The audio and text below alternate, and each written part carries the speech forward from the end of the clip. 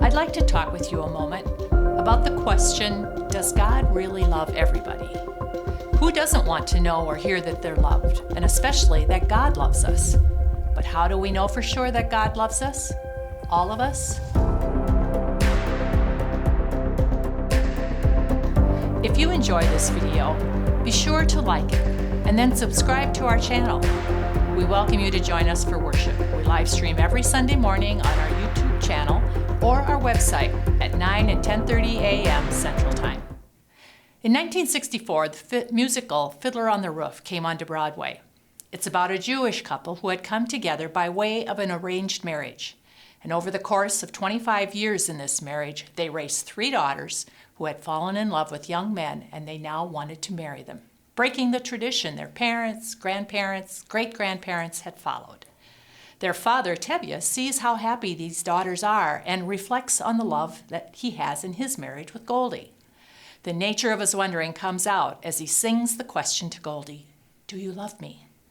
Goldie never really answers this question directly, but lists all the things that she has done for him over the years, implying, "Yes, of course I love you."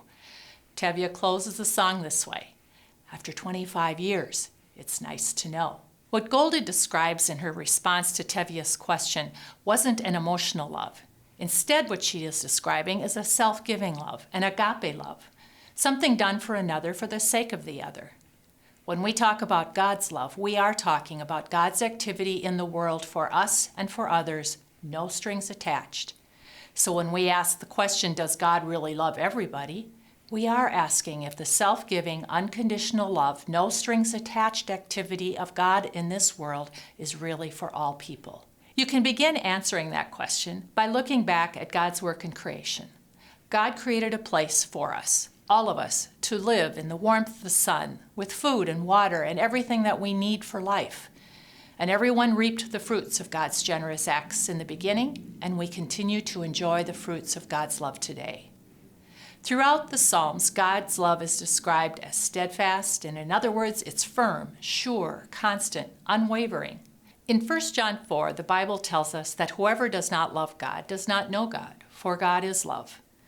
God has shown God's love for us and all of creation from the beginning, steadfastly, constantly, and unconditionally, working in the world through us and in us because God loves us, and that's what love does.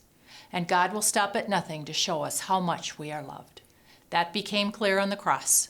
Christ died for all, not for some, but for all. And when we come to the table to receive communion, we hear these words, "Shed for you and for all people for the forgiveness of sins." Christ died for us, for all of us, because God loves us, period. It's human nature to want to be loved, and it's God's nature to love everyone.